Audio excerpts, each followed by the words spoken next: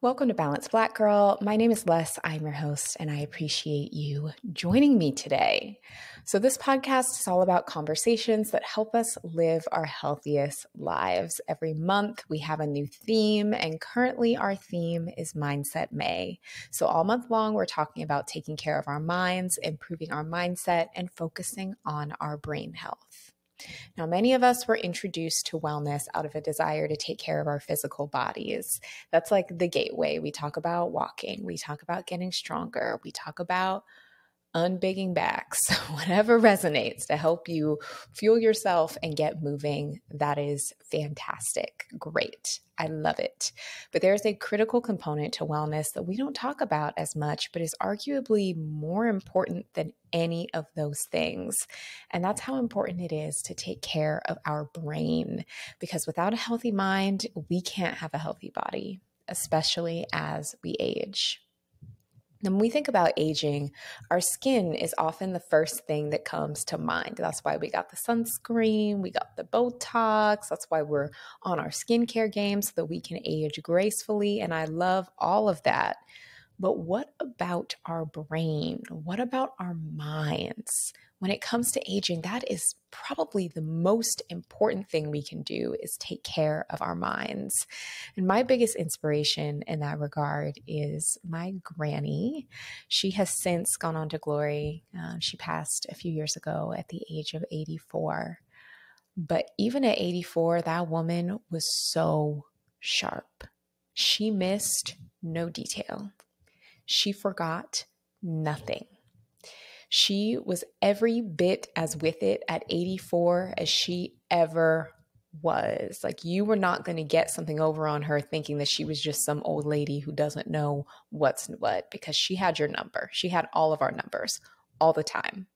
She was so sharp her entire life. And I'm so inspired by that. When I'm 84, I want to be as sharp as she was at 84. And I want to do everything that I can to remain as sharp as possible for as long as possible. And I want that for all of us. Now, the older we get, the more intentional we have to be about keeping our minds healthy. And I want to acknowledge that there are a lot of things outside of our control that can impact the health of our minds and of our bodies. But I really want to focus on what's within our control and the tools we have to keep our minds healthy. So in our next couple of episodes, we are going to really get into the brain to better understand our brains, to better understand how they work and how we can take better care of them. This week, we are focusing on the most important thing we can do to take care of our brains, and that is sleep. So we're going to be exploring why sleep is so important for your brain health, as well as your overall well-being, as well as some tips for how to improve our sleep hygiene. Now, I do want to say as a disclaimer, this is general information, not medical advice. And today, I'm not going to be speaking to conditions like chronic insomnia or sleep apnea. If you are experiencing those conditions, it's really important to work with your doctor on a treatment plan. So all of the things that we talk about may not be directly applicable, but is good general information to have. So I also want to add, for those who have babies and little ones, I'm sending you love. I'm sending the little ones love. This is a season of your life where your sleep is not going to be the best. It just is not. And again, I send you so much love. Do the best you can. Hang in there. Eventually you will sleep again. And this is great general information to have when that day comes. Now, I want to talk about why sleep is so important for brain health. In recent years, when it comes to research, there has been an increased focus in really understanding how sleep affects the brain, which has resulted in some really interesting and helpful information for the rest of us who are really focused on improving our health. First and foremost, sleep plays a critical role in memory consolidation. So during sleep, our brains process and consolidate the memories that we have formed during the day. Now, this process is essential for learning and retaining new information. And studies have shown that people who don't get enough sleep have trouble with memory retention and recall, which can have a significant impact on their cognitive function and overall quality of life. Now, remember, we talked about that wanting to be sharp. And so our ability to process and recall information is a huge part of that. Now, in addition to memory consolidation, sleep is essential for cognitive function. When we sleep, our brains are able to recharge and rest. So it's not just your body that needs sleep, your mind needs rest as well, because our minds are busy. They are working constantly and also need to be able to recharge. And this allows us to be more alert, to be more focused and productive during waking hours. And this is why when we don't get enough sleep, we can have a really hard time with attention and concentration and decision making, because our minds don't have the rest they need to be able to do those things, which actually take a lot of energy.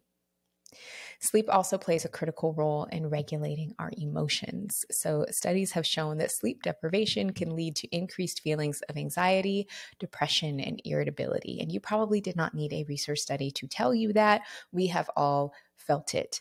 The number one cause of crankiness, at least for me, is when I'm tired. If I'm tired or if I'm hungry, nothing's funny. Nothing is cute. I'm cranky. I'm irritable. I don't want to be there.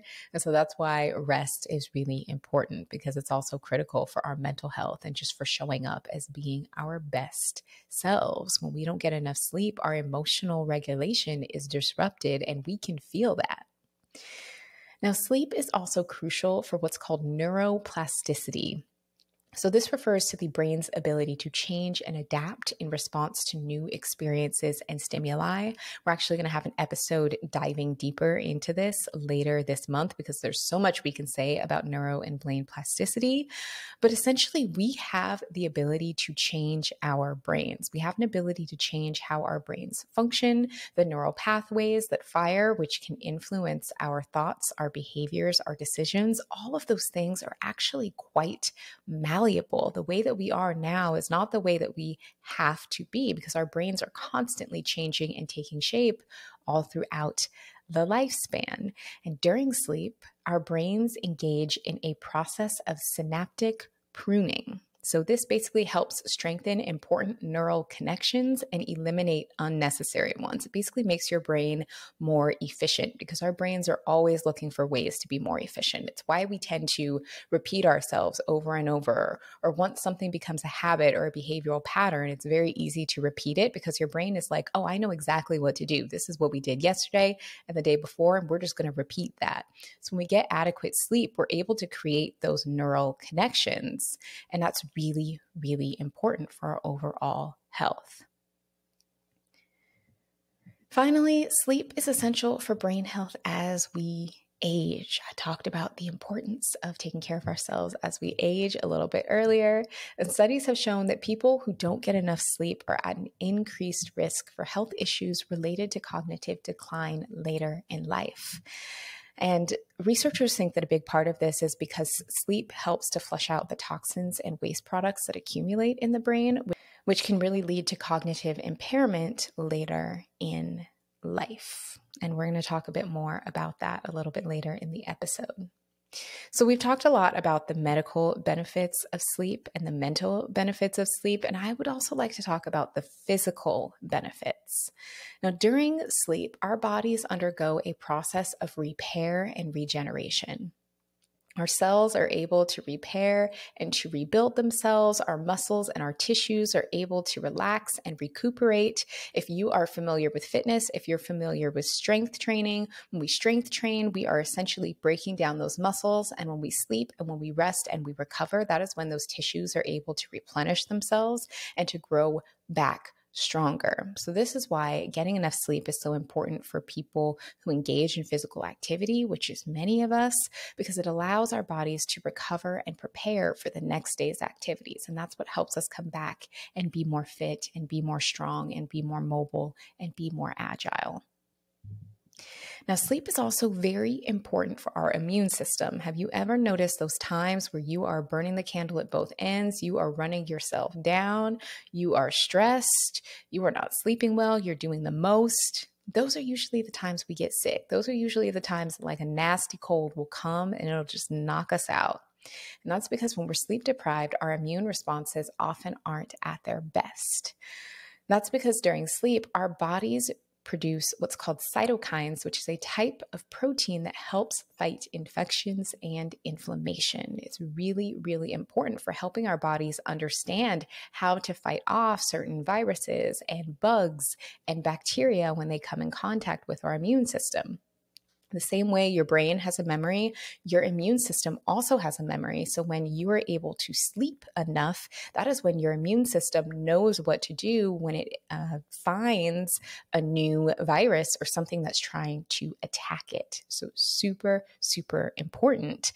Studies have also shown that sleep can actually help improve the efficacy of some vaccines as well, which is pretty incredible when you think about it. Now, it's also worth noting that getting enough sleep helps improve our overall quality of life. When we are well rested, we are better able to enjoy our lives, pursue our passions. We feel better. We are more present. We have more energy and motivation to engage in social activities and hobbies and other pursuits that bring us joy and fulfillment. Now, I could go on and on about the benefits of sleep and why we should be prioritizing sleep just as much, if not more so, than exercise or hydration, those things that we normally associate with wellness. But I think you've gotten the message there. So let's talk more about what is actually happening while we're asleep, what's happening in our bodies and what's happening in our minds so that we can really get a feel for those benefits.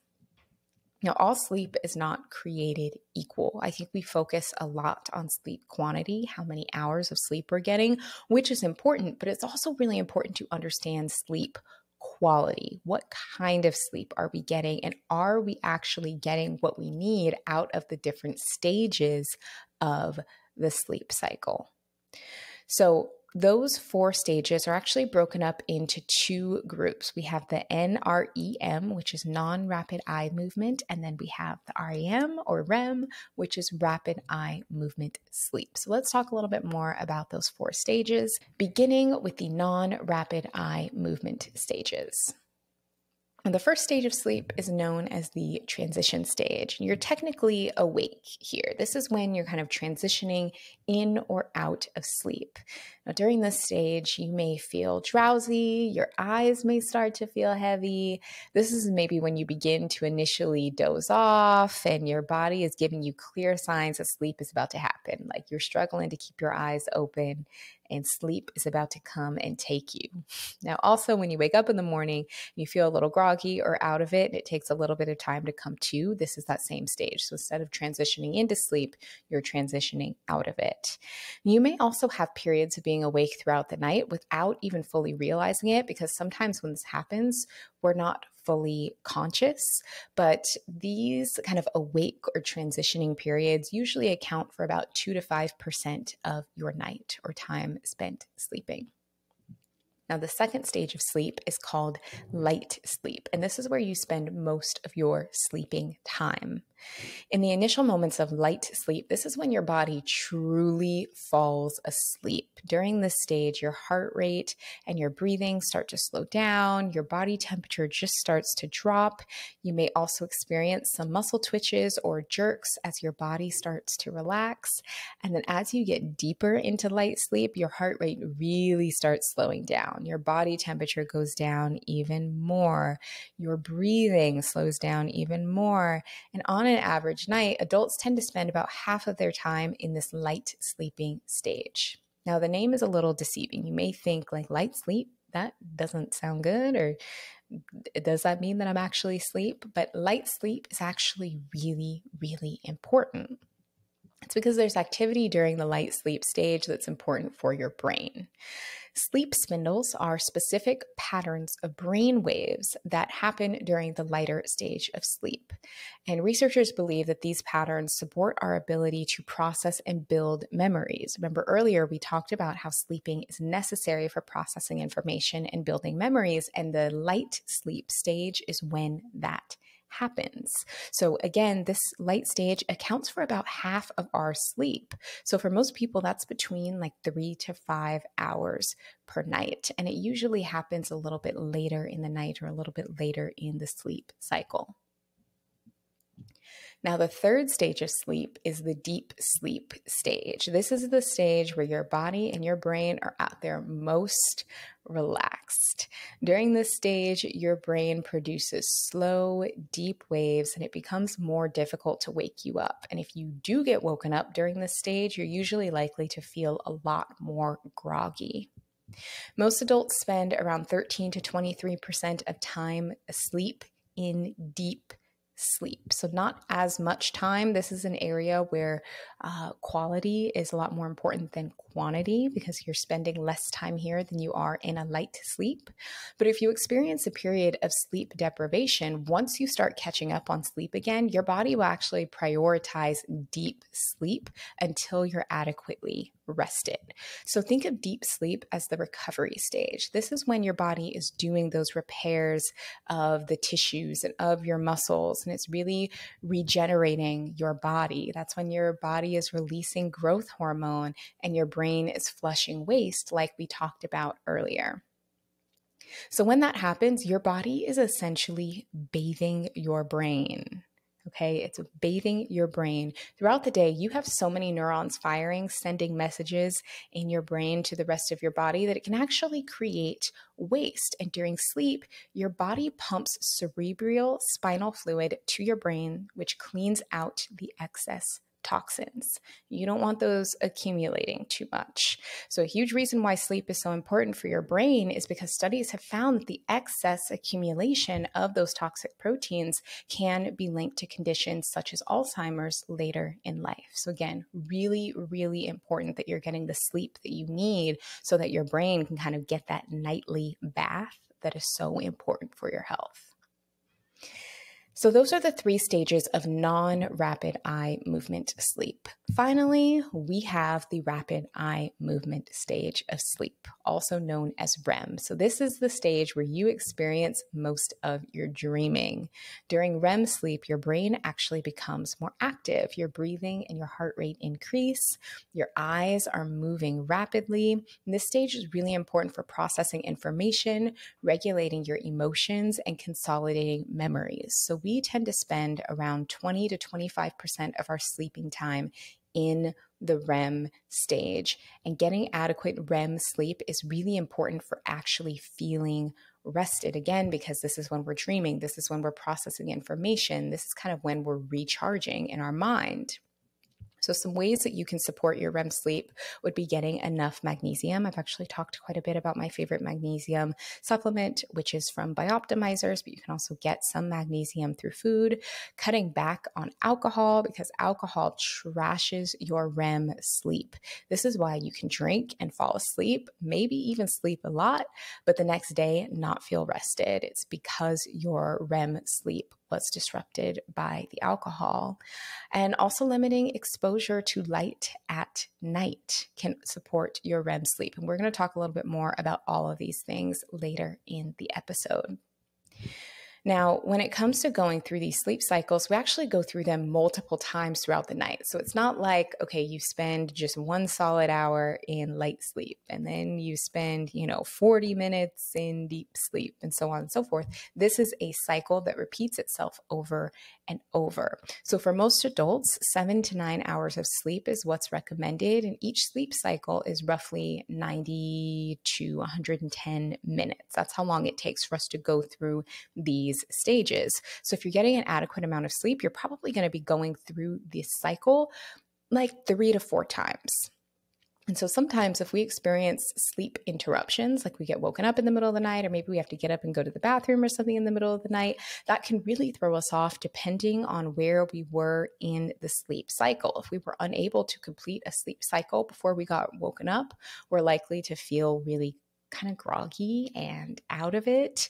So when we think about improving our sleep health to benefit our brains, we really want to focus on understanding and completing our sleep cycles so that we can get adequate rest. Something that has been beyond helpful for me has been understanding how well I'm sleeping through each sleep cycle. And this was information that I really didn't have until I started wearing my Oura ring. So I got an Aura ring for my birthday last year, and it has upgraded my wellness tremendously.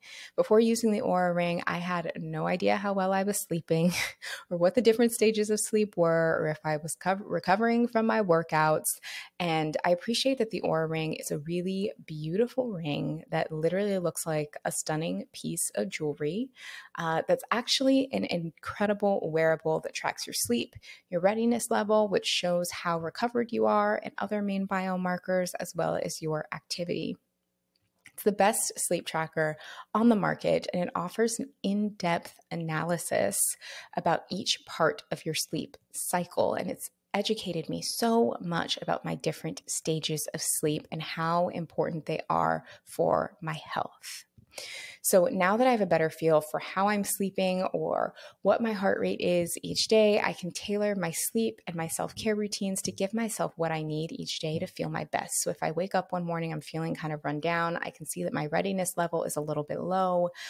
Maybe my sleep wasn't that great. Then maybe I'll dial it back a little bit for the workouts, or vice versa. If I wake up and I'm like, I slept great, my readiness is great, I know that maybe I can go a little bit harder in the gym. And having that information, that data, really helps me take care of myself, because sometimes our self-care is not so rigid where we have to do the same routine every day, or we have to do the same workout that's super hard all the time. It's actually about knowing how to give your body what you need. And what I really appreciate about wearing my Aura ring is that it really helps me understand what it is my body needs in that moment. And like I mentioned, it's a gorgeous ring, so I feel great about wearing it with any outfit, whether I'm dressing up, dressing down.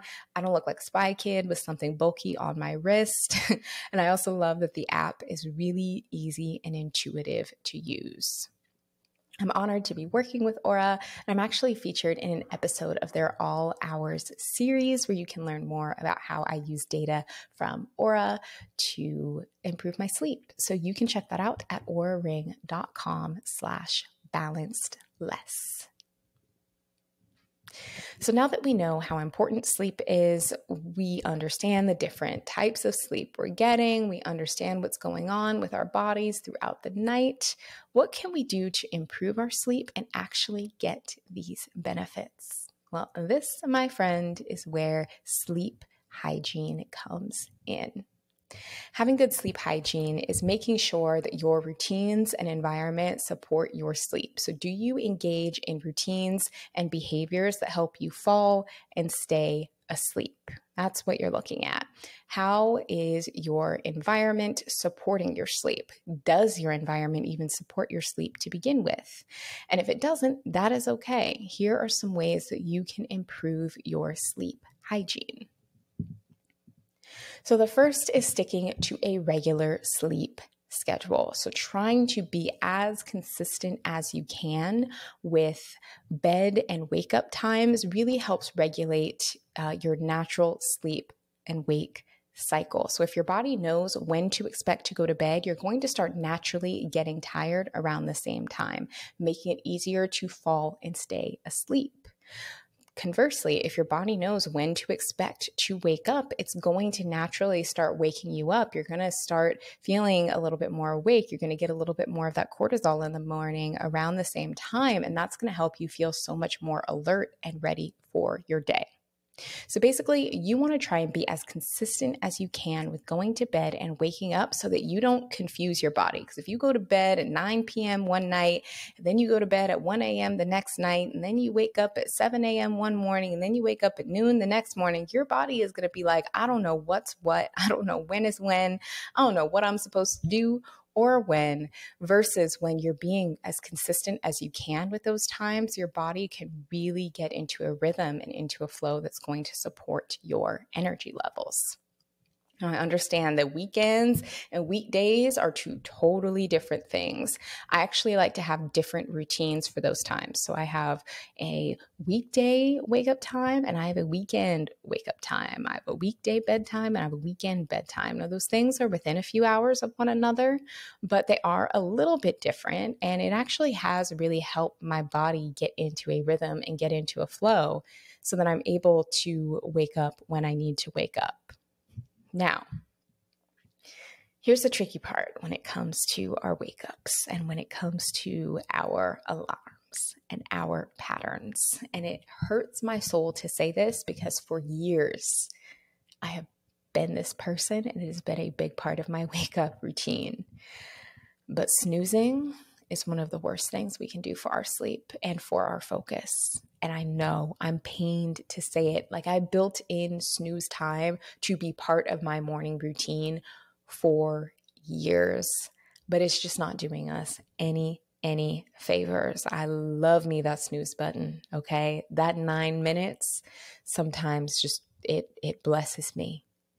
But that 9 minutes, especially if you do the 9 minutes over and over, like I have done, and I'm not too proud to say it, I'm not perfect over here. It's not helping you feel more rested. It's not helping your brain. It's not helping you be more focused. Using the snooze button actually contributes to sleep inertia. Now, sleep inertia is when you wake up feeling disoriented, you're in a bad mood, you're unable to really get up and get firing. You may have been awake for hours and you're like, I just don't feel awake. I just cannot focus. I cannot get with it.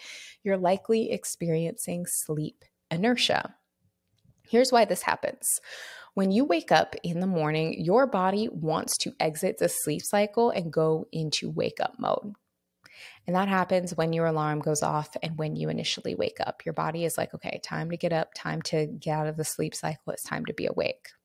But when you hit snooze and go back to sleep, you're actually starting a brand new sleep cycle. Now, remember, a sleep cycle lasts from, on average, 90 to 110 minutes. Not 9 minutes like our snooze alarms do.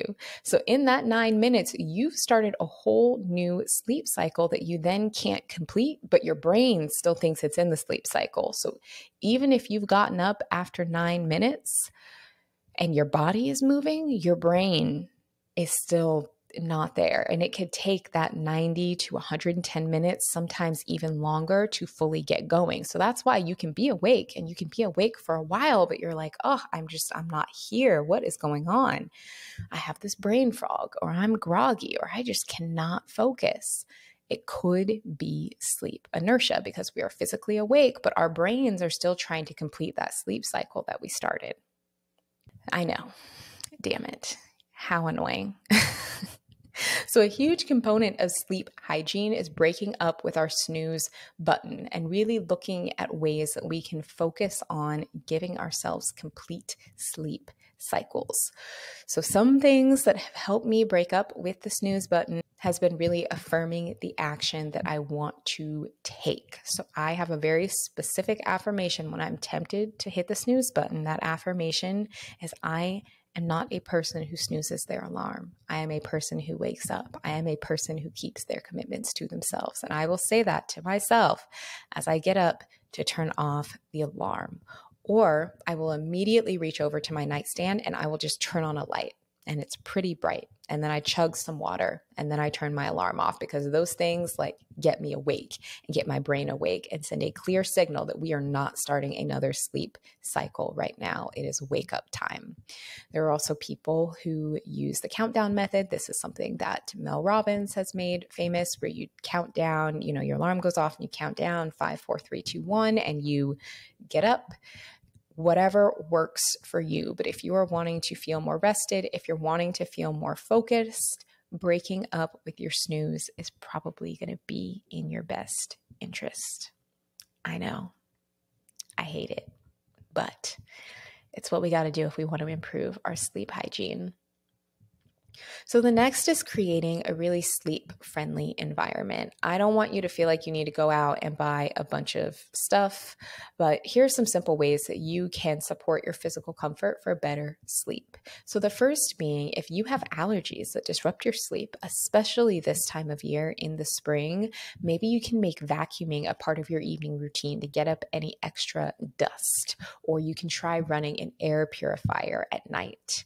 If you're someone who gets really warm, maybe getting a fan, making sure your room is nice and cool before you go to bed can be super helpful. If you're sensitive to light, which really exposure to light is not good for us when we're trying to go to bed anyway. We're going to get into that. But if you are sensitive to light, or, maybe it's not as dark as you would like it to be, you can get an eye mask or a sleep mask. Or if you really want to go big, you can do the blackout curtains so that your room stays nice and dark.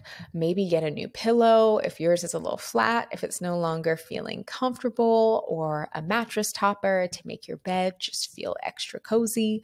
When it comes to environment, this is also when it's good to be mindful of screen time. So minimizing your exposure to light right before bed, and trying not to bring your computer or anything work related to your bed, so that you begin associating your bed with sleep and not with work or with stress, is really, really helpful for improving just the environmental elements of your sleep. Now, the next is transition time. Sometimes we try to go from being hyper-stimulated to immediately going to bed and then wondering why we can't sleep, or wondering why we're not sleeping well. We have to wind down for the day. There has to be a little bit more of a gap from doing the things that really work us up and stress us out to going to bed. So build in some relaxation time to prime you for your sleep. Don't go straight from watching some crazy intense show or being like nose deep in the news to immediately going to bed. You need some sort of buffer. So for me, that is my night routine. I also find that the earlier I do my night routine, which for me is like shower, pajamas, skincare, reading, the more likely I am to go to bed earlier. Sometimes if I know I really need to be up and on my game the next morning, I'll even do my bedtime routine before making dinner if I really want to go to bed early. You can read, you can meditate, you can journal, you can do whatever you want as long as it doesn't stress you out, and as long as it serves as kind of a buffer between the workday and your responsibilities and your ability to relax. Just give yourself some transition time to ease into relaxation before going straight to bed. Now, the next element of sleep hygiene is being mindful of what you consume. So definitely avoiding stimulants like caffeine in the PM hours, honestly, after like 12 p.m. ideally. And I also want to talk a little bit more about alcohol, which we mentioned earlier when I was talking about REM sleep. Alcohol is not a stimulant. It is a nervous system depressant. So it can feel sedative. You can feel more relaxed. You may even have an easier time falling asleep when you drink alcohol. But depending on how much alcohol you drink, that sleep could be trash. Again, we're talking quality over quantity.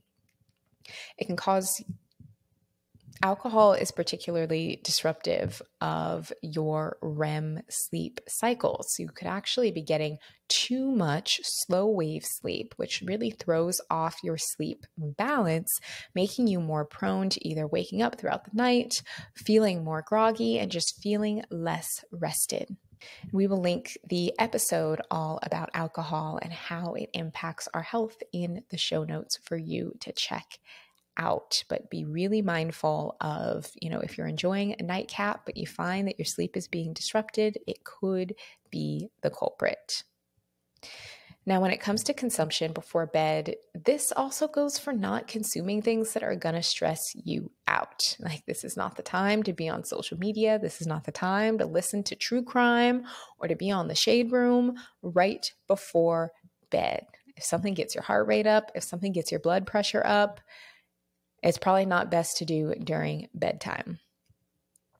Please, whether you realize it or not, these things are getting into your subconscious. Your brain is recording everything that you're taking in. And even if it feels like it's going in one ear or out the other, it's not. Your brain is so smart, and it will likely disrupt your sleep, especially if it's something that really stresses you out or is disturbing. Like if I see something disturbing, I will go on about my day and forget about it. And then the second I lay down to close my eyes, every disturbing thing that I've ever seen in my life will immediately come to the front of mind.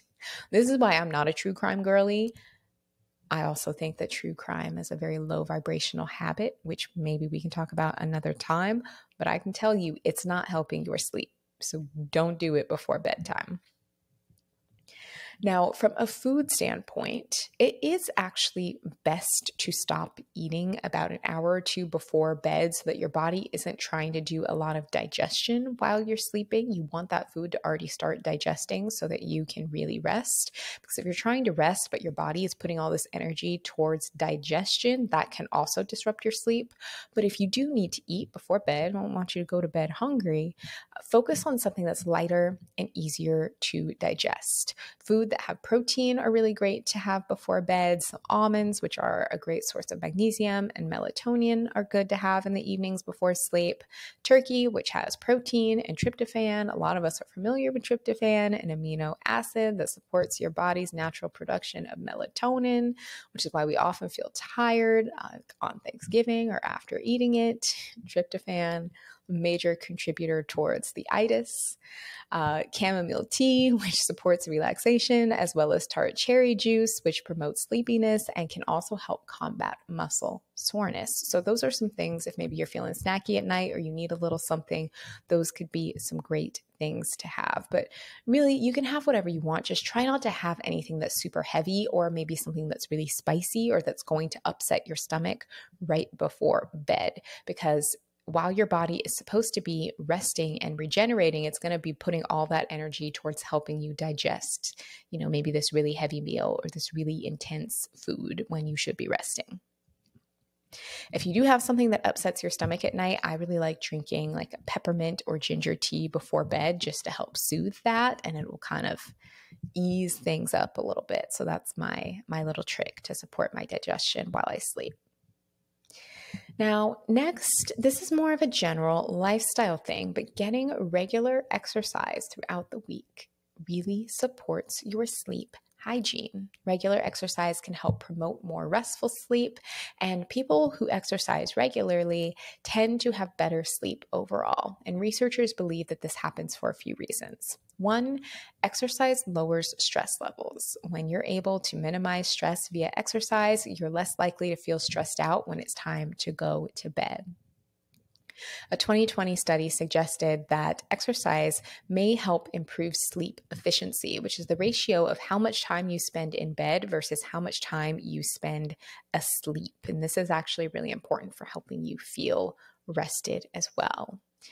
And lastly, exerting more physical energy throughout the day helps you generate energy throughout the day, but it also wears you out in a good way, making you feel more tired come nighttime. So it increases your body's need for sleep, potentially making it easier for you to fall asleep. We do this with kids all the time. How often do you send your kids outside or do something to help tire them out?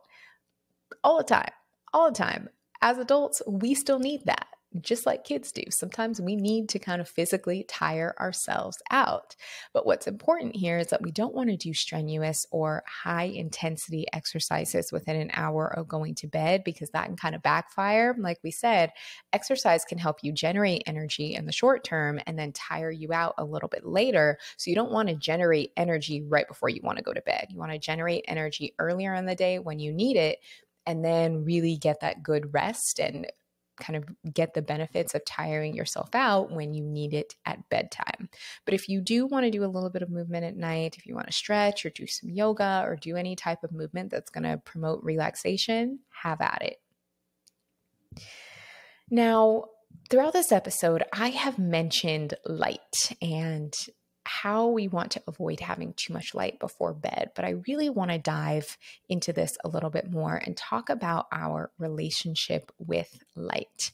Now, this is going to be a little bit trickier for people who maybe work nights or do shift work, or depending on where you live. If you live somewhere like Alaska, where your light and dark schedule is a little different, it's kind of half and half throughout the year, take this all with a grain of salt and do the best that you can with what you've got. But from a physiological standpoint, our brains register light as time to be awake and dark as time to go to sleep. For years and years and millenniums, that is how we as humans operated. But now things are a little bit trickier because we can access light any time of day or night. And it can be really confusing for our brains and for our bodies to understand when we actually need to go to bed. That's why your body can be feeling tired, but your brain can be feeling totally wired, because your body's gone through this whole day and it's ready to rest, but your brain is like, I'm lit up. Let's go. So, really managing your relationship with light can be really helpful for telling your brain when it's time to go to bed and when it's time to be awake. So, I actually like to think about light as almost like a supplement. We really want to manage our doses of light throughout the day to help us kind of do whatever it is we need to do. Light in the morning signals to your body, okay, it's time to get up now so that I know when to get tired later. That's why being exposed to light in the morning as close to wake up as possible is really, really important. It helps elevate our cortisol, which cortisol is not a bad word. We actually need cortisol, especially in the morning. That's what helps us wake up.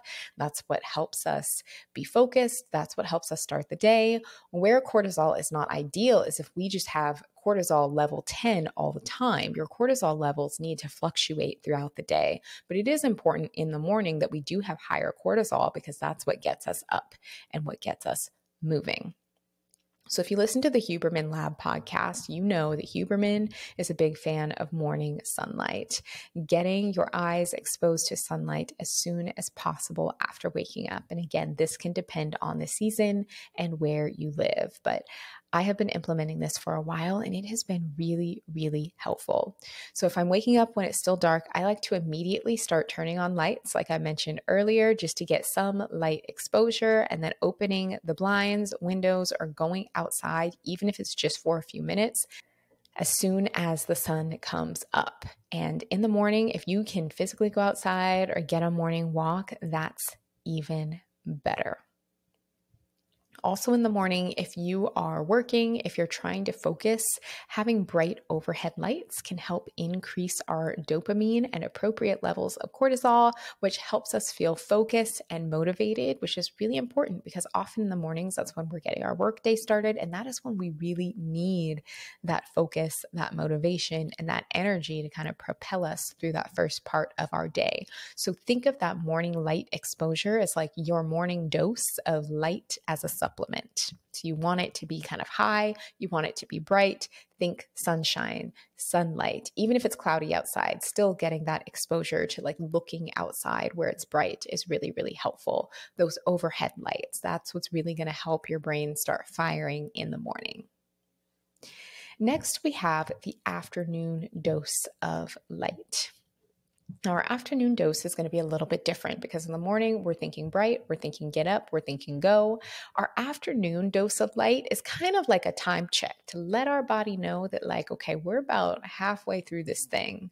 So we're no longer getting wound up and we're not quite ready to wind down, but it's about to be time to wind down in a couple of hours. When we're able to be outside and our eyes adjust to being a little bit lower in the afternoon, that signals to our brain, hey, okay, the sun is going to set in a minute or in a bit, which means it's time for me to get tired soon. So let's kind of recalibrate where we're at. Now, I personally love an afternoon walk or a walk after work during the time of year when it's still light out. Also during this time of day, late afternoon, moving into evening, that's when we want to start tapering back on those really kind of harsh overhead lights if we can. So we want the light that we're exposed to inside to start mimicking what the sun is doing outside. So the sun is starting to lower a little bit. We want the lights inside to start to lower a little bit so that our circadian rhythm kind of knows what time it is. As you get closer to evening, you're going to reduce the harsh overhead lights. You're going to slowly, hopefully, start spending less time on devices to minimize our exposure to blue light. And we're starting to really taper down those afternoon and evening doses of light. So as we get into nighttime, this is when we really want to dial back on those bright lights because bright lights are really going to inhibit our melatonin production. And we want to be producing our own melatonin so that we can get some quality sleep. Supplementing with melatonin is not great to do all the time. Melatonin is a hormone. And so you don't want to be supplementing with artificial hormones all the time. That can really throw off your body's ability to produce its own. So we really want to focus on habits that help us produce our own melatonin, or if we get dietary sources of melatonin, there's not so much in it that it's going to throw off our hormones. So this is really our goal with sleep hygiene, is to really balance those levels of cortisol versus melatonin. So light is really important for that process. I know using red light bulbs or red light devices are really popular. I personally am not there yet because I'm not trying to spend no more extra money. I'm really not. So I actually am a salt lamp girly because I already have salt lamps. And so just being wise about when I use them has been really helpful for my sleep hygiene. So I have a salt lamp nightlight in my bathroom that I use as my main source of light when I'm in the bathroom in the evening. If it's after like 8 p.m. and I'm in the bathroom, I'm not turning on the overhead light, I'm turning on the salt lamp. I use it when I'm taking a shower, which like low key makes my bathroom feel like a spa. I'm telling you, a bath or a shower lit by a salt lamp or maybe some candles is so relaxing. Be careful with the candles though. Don't go catching like a shower curtain on fire, please. But having that really nice, soft, pink, glowy light when I'm doing my skincare and brushing my teeth just makes the whole process feel so much more relaxing than it actually is. And it's all about tricking yourself into thinking that what you're doing is relaxing. And then I also have a big salt lamp in my bedroom that I got for like $10 at Home Goods in 2015. It's still going strong. That is my main light source after 9 p.m. and it definitely helps me relax. I also have an open floor plan apartment. So if I'm just chilling in my living room or kitchen area at night, then I will light a few candles. I'll turn off kind of my harsh overhead lights or my lamps, and I will actually use the light above the stove as my main light. Now, Black people love the light above the stove. It is me. I am Black people. It is my night light. It is my comfort, and it is the perfect wind down light because it has that kind of yellow tint to it. It's dim. It sets the mood. I love it if I'm like cooking, fixing a little treat at night. It just really helps me relax and not use the really harsh overhead lights in my kitchen. So utilize that night light over the stove, which you probably already are doing, but let that be your main source of light if you're really looking to get things dim and just start adjusting and dimming your nightly dosage of light. You know, if I'm cooking, if I'm making tea, I don't want that harsh light when I'm in my evening groove. I actually tend to think of that Beyonce clip when she was like, I can't stand all that ugly blue light. I'm a Black girl. You can't put blue lights on Black girls. That's what I think about when I want to be on my phone late at night. I say to myself, I can't stand all that ugly blue light. I repeat that to myself when I'm on my phone later than I need to be to remind myself that I don't need that ugly blue light at night, and neither do you. Our phones, our computers, our tablets expose us to blue light. And at night, that really messes up our melatonin production. So we have got to taper that back. So we can do a good, better, best situation here. Good would be using like night mode on your phone or on your computer, or an app like Flux, which as it gets later in the night makes your screens more warm so that the blue light is not shining through as brightly. That can be great if you do need to be on your devices, because I understand the game is the game, or sometimes you just want to be on your phone and like, okay, do it, but maybe turn down the brightness and turn up the warmth a little bit. So that's good. Better would be wearing blue light blocking glasses to provide a little bit of protection if you can find a good pair. I actually just get all of my prescription glasses with blue light blocking in them, which is pretty standard with a lot of optometrists today, which can be a good option. And best is to just not be on them things, not to be on our devices. But I do it too. And I'm not going to act like I don't. But if I am on my phone or on my iPad, But if I am on my phone or on my iPad or on my Kindle at night, I will try to at least take out the warmth, have my blue light glasses on just to protect my eyes and to support that melatonin production. So if you're tempted to be on your phone at night, think about what Beyonce said about that ugly blue light. Okay, she can't stand that ugly blue light, and we shouldn't either after like 8 p.m. So those are the ways that I dim things in the evening to support my melatonin production. So when you think about your night dosage of light, you want it to be minimal, you want it to be warm, and to gradually decrease. So again, what we're doing with our lights indoors is we want our lights to mimic what is happening with the sun. So it's high and bright in the morning, it's starting to taper off a little bit in the afternoon, and then at night it is winding all the way down. And when you're able to have your light mimic what's happening with the sun and kind of maintain that rhythm, it's going to help your personal circadian rhythm or your body's clock, because we use light and the seasons, our bodies do, to tell time. It is going to help your sleep hygiene so much. So that is what I have for you for this week's installment of Mindset May.